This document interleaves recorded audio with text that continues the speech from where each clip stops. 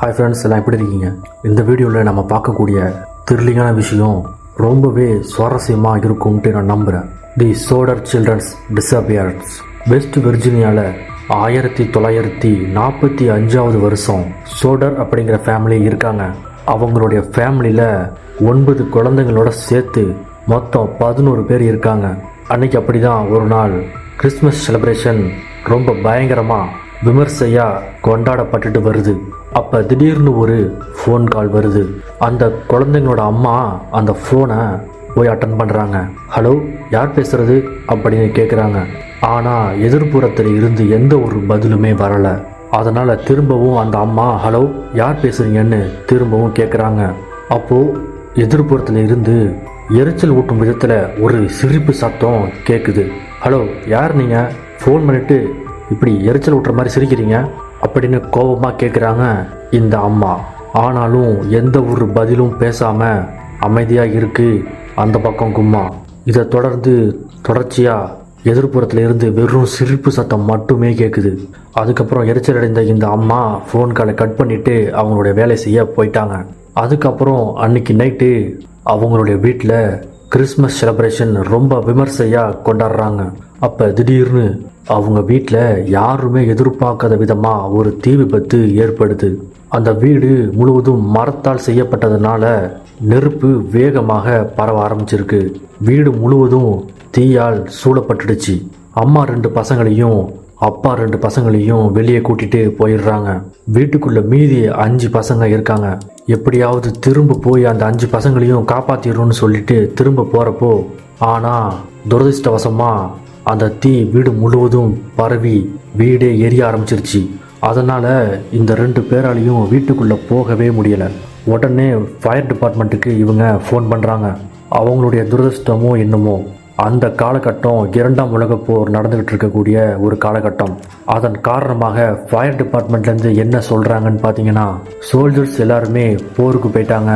Night முடிஞ்ச அளவுக்கு எங்ககிட்ட இருக்கக்கூடிய ஆட்களை நாங்கள் அனுப்புகிறோம். அப்படி இல்லைனா எங்களால் நாளைக்கு காலையில் தான் வர முடியும் அப்படின்னு அந்த ஃபயர் டிபார்ட்மெண்ட்லேருந்து சொல்லிடுறாங்க. அவங்க வீட்டை சூறையாடி எரிச்சுக்கிட்டு இருக்கக்கூடிய அந்த தீ தொடர்ந்து 45 நிமிஷத்தில் அந்த வீட்டையே ஃபுல்லாக சாம்பலாக்கிடுது.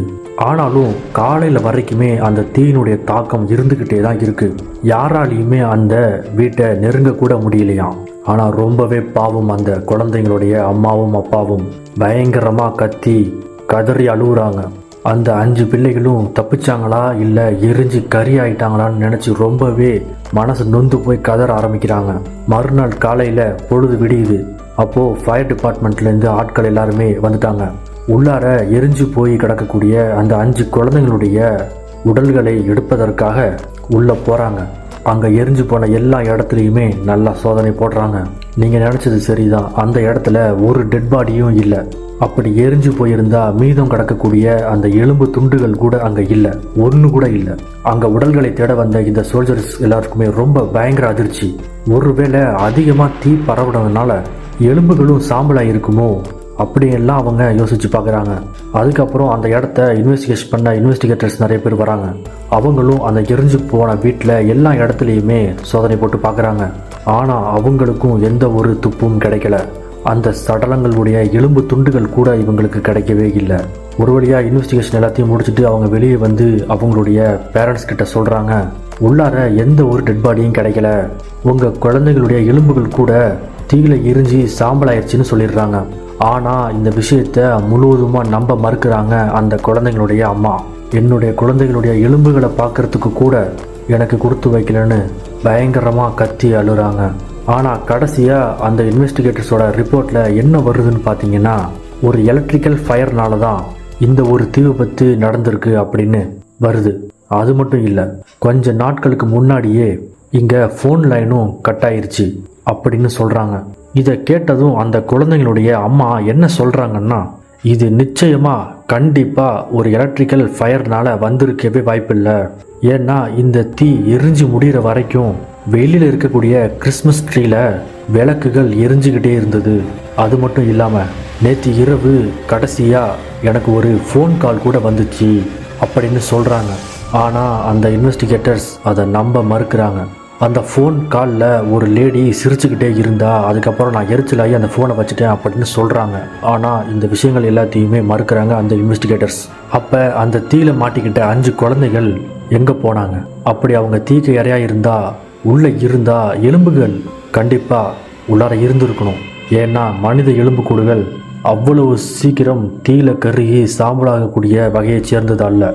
ஆனால் இந்த நாள் வரைக்கும் இந்த 5 குழந்தைகளும் எங்கே போனாங்க, என்ன ஆனாங்க, எப்படி மாயமாக போனாங்க அப்படிங்கிற விஷயம் ரொம்பவே மர்மமாகவே இருக்குது.